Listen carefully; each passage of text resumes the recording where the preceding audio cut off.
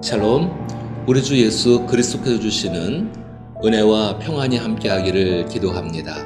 무척 더운 날씨 가운데에도 주께서 돌보심으로 우리의 삶이 영이 될 수 있기를 또한 기도합니다. 오늘 함께 읽고 묵상할 말씀은 예레미야 5장 1절부터 9절 말씀입니다. 제가 말씀을 읽어봅니다. 너희는 예루살렘 거리로 빨리 다니며 그 넓은 거리에서 찾아보고 알라. 너희가 만일 정의를 행하며 진리를 구하는 자를 한 사람이라도 찾으면 내가 이 성읍을 용서하리라.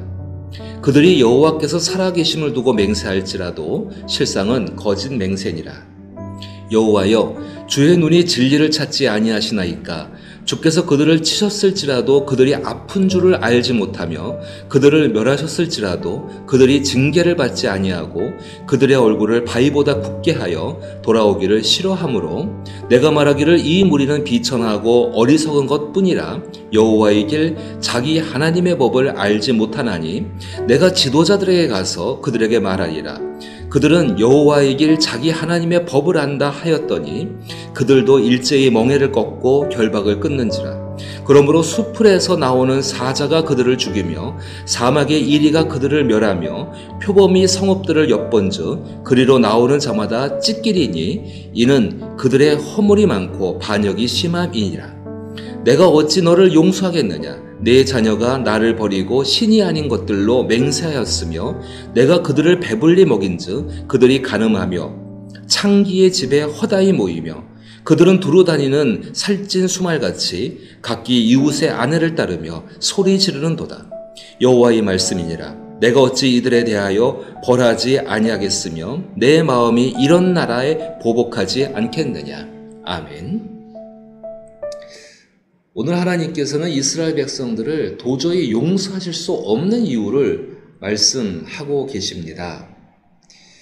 그 첫 번째의 이유는 지난 시간에도 본 것처럼 하나님의 긍휼을 행하여서 하나님 말씀을 따라 삶으로 말미암아 하나님의 공의와 진리들을 나타낼 사람을 전혀 찾을 수가 없다는 것 한 가지하고, 또 한 가지는 그 사회 전체가 완전히 푹 썩어버린, 더 이상 어떻게 할 수가 없을 정도로 되어진 사회가 되었습니다.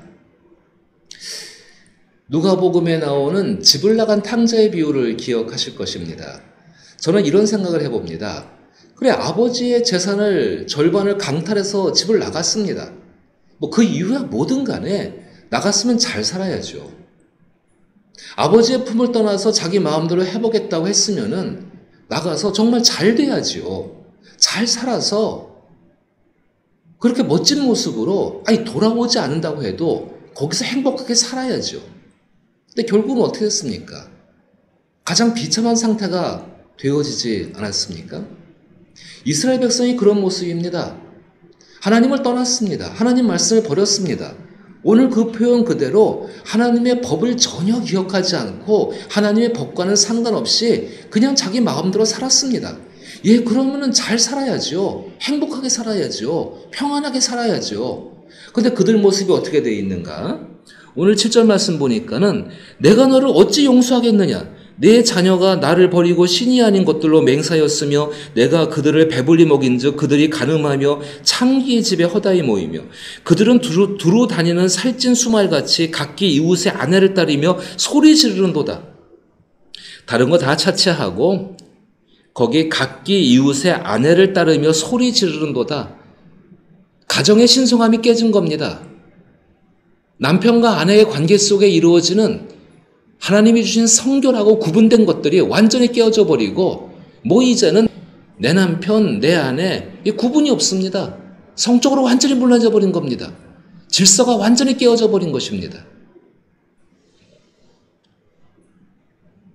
각기 이웃의 아내를 따르며 소리 지른도다. 거기서 내 이웃의 아내를 탐내지 말라라는 그런 십계명 같은 거는 이제 필요조차 없어져 버렸습니다. 그냥 자기 본능대로. 사실 이런 모습이 짐승과 무슨 차이가 있겠습니까? 가족이라는 것이 있습니다. 그 가족이 짐승들의 무리와 차이는 그 가정 가운데에 서로를 향한 지극한 헌신과 그 사랑이 있기 때문에 본능적인 것이 아닙니다. 그 사랑이 있고 지켜야 할 법이 있기 때문에 그것이 짐승의 무리들과 다를 수 있는 것입니다. 근데 그것이 완전히 깨어져 버렸습니다. 그래, 하나님을 떠났으면, 하나님 법이 싫으면은 다른 법을 가지고라도 정상적으로 잘 살아야죠. 완전히 망가져서 그것이 정상인 것처럼 생각하고 살면은 어떡하자는 겁니까? 저는 그것이 중독의 특징이라고 생각합니다. 이스라엘 백성들이 우상에게 중독되고 죄에게 중독되고 자기 탐심을 이루는 일에 중독되었다라고 말씀을 드렸습니다. 중독이 되게 되면은 자기가 중독된 그것, 예를 들어서 마약에 중독됐다고 한다면은 마약에 중독된 상태가 정상적인 세계가 됩니다. 오락에 중독된 사람 같으면은 오락을 하고 있는 것이 자기의 세계입니다. 일에 중독된 사람 같으면은 일을 하고 있는 것이 자기의 세계입니다. 그 세계에서 나오라고 하면은 다른 세계로 부르는 것이니까 싫은 것입니다. 이스라엘 백성들이 하나님을 떠나서 우상과 죄와 자기 탐심에 자기 자신에게 중독된 모습이 바로 그런 모습이었습니다. 하나님이 그 백성들을 향해서 마지막 긍휼, 남아있는 긍휼들을 나타내시기 위해서 찾는 사람이 있습니다. 다시 1절로 올라와서 너희는 예루살렘 거리로 빨리 달리며 그 넓은 거리에서 찾아보고 알라. 너희가 만일 정의를 행하여 진리를 구하는 자를 한 사람이라도 찾으면 내가 이 성읍을 용서하리라. 그때와 지금이 똑같을 수는 없겠지만은요, 이게 요시야 왕 때의 일입니다. 하나님의 율법을 회복하기 위해서 국가의 공권력을 동원해서 율법을 지키게 하던 때였을 것입니다. 유대 사회 가운데에 안식일이 되게 되면은 거리에 아무도 없습니다. 빈 거리입니다. 그 빈 거리에서 누군가 배가 고파서 굶어 죽어가고 있어도 그냥 죽게 놔둡니다. 하나님 그것을 보시면서 말씀하시는 겁니다. 그렇게 비어있는 거리에 그렇게 비참해진 사람이 있는데, 그렇게 아파하는 사람이 있는데 너희는 찾아가서 그 사람을 향해서 선을 행하고 공의를 행하고 진리를 행하고 그렇게 하는 사람이 있느냐? 요시야 왕 때 일어났던 그 종교 개혁 속에 이루어지는 공권력을 통한 강한 회복의 운동? 그것 때문에 못하고 있던 것일까요? 저는 아니라고 봅니다. 자기 안에서 하고 싶지 않았던 거죠. 구차는 거죠. 그리고 그 일에 개입하게 되면은 당장 안식일을 어긴 게 되니까는 그거 싫어서 안 한 겁니다. 회피하고 외면한 겁니다.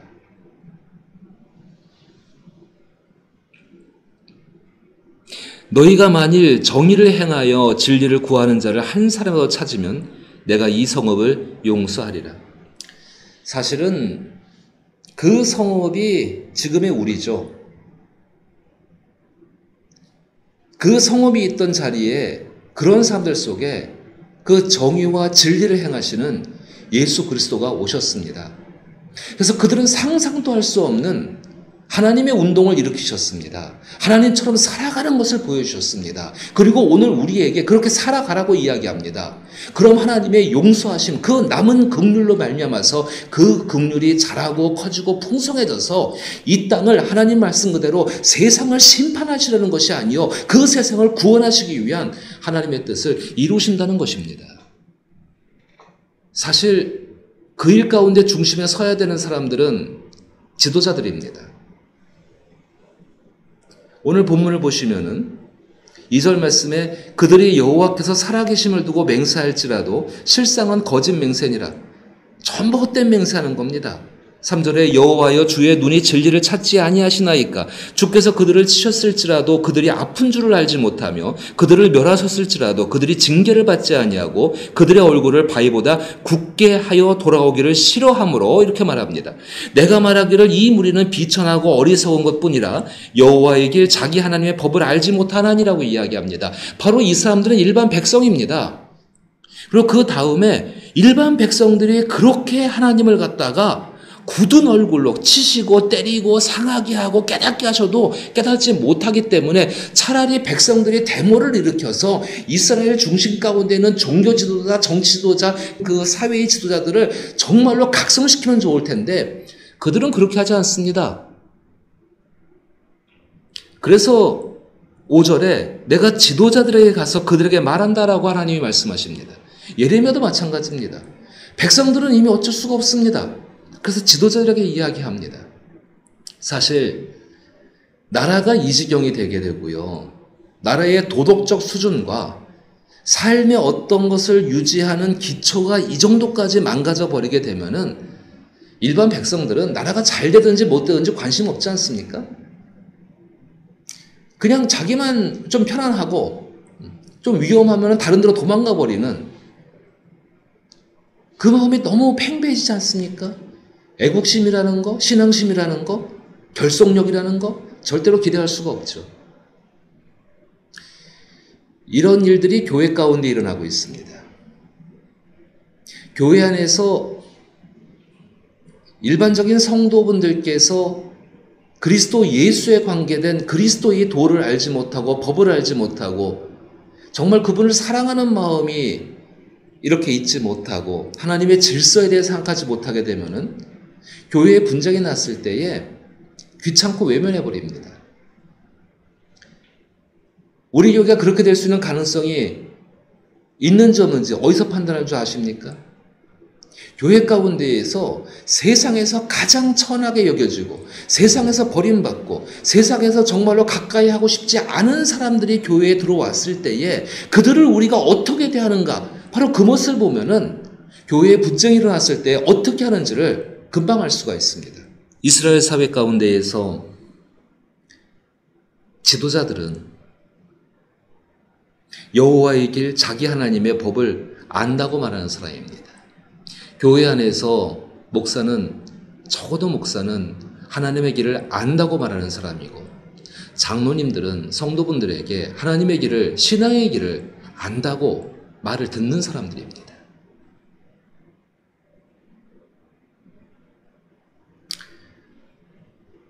하나님의 탄식이 나옵니다.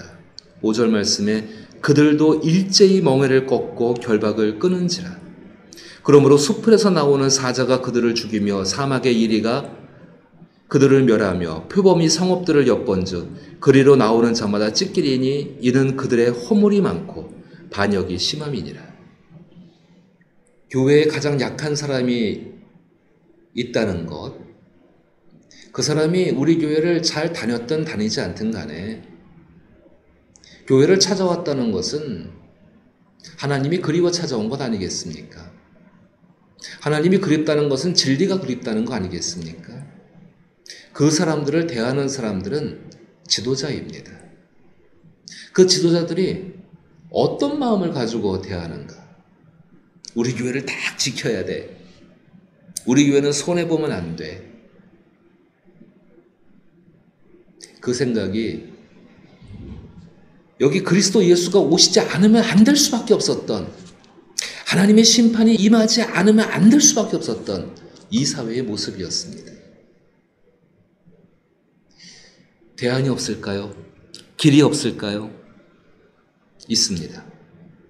그리스도 예수가 이 땅 가운데 오셔서 보여줬던 그것, 바로 하나님께서 예레미야 5장 1절 가운데 말씀하시는 것, 너희가 만일 정의를 행하며 진리를 구하는 자를 한 사람이라도 찾으면, 예루살렘 성에서 하나님께 제사하러 왔다, 예배하러 왔다가 여리고로 내려가서 그 당시 시대 가운데 만들어진 성전세를 내기 위해서 환전하러 내려가던 사람이 강도를 만나서 거반 죽게 되어졌습니다.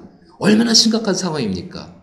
하나님께서 그런 사람이 우리 가운데 있을 때에 하나님이 원하신 것이 무엇인가, 그 사람을 향해서 관심을 가져주고 그 사람을 갖다가 죽어가는 사람이니까 당연히 본능적으로 살려놔야지요. 그냥 지나가면 안 되지요. 그 사람을 향해서 그 작은 것 하나 하라는 것입니다. 내가 옛날에 너희가 정말로 숲을 가운데에서 탯줄도 자르지 못한 채로 울고 있던 피덩이였던 그때 내가 너를 찾아가서 만나서 너는 살라라고 말씀하며 너희를 회복시켰던 것처럼 너희도 그렇게 하라는 것입니다. 너희가 생명을 얻었다면 그 생명을 너희만 가지고 사는 것이 아니라 그 생명을 나눠주기 위해서 너희의 생명을 나누는 아픔들을 함께 누리라는 것입니다. 그러면서 받는 여러 가지 세상 가운데의 비난들, 모욕들, 희생들, 재산적인 손해들까지도 감수하라는 것입니다. 그것이 하나님이 찾는 미슈파트를 행하는 사람들이라는 것입니다. 우리 그렇게 살아야 하지 않을까요? 비겁한 그리스도인들, 비겁한 교회가 되지 말아야했으면 좋겠습니다. 아니, 하나님을 신뢰하기 때문에, 하나님이 찾으시는 것이 그것이기 때문에 정의를 행하며 진리를 구하라. 그래서 하나님이 찾으시고 기뻐하시는 그런 교회, 또 그 모습으로 세상을 살고 있는, 제대로 살고 있는 한 명의 그리스도인. 그래서 하나님이 기뻐하시는, 아니 하나님이 그리워하시는 그 한 사람 되실 수 있기를 나사렛 예수 이름으로 축복합니다.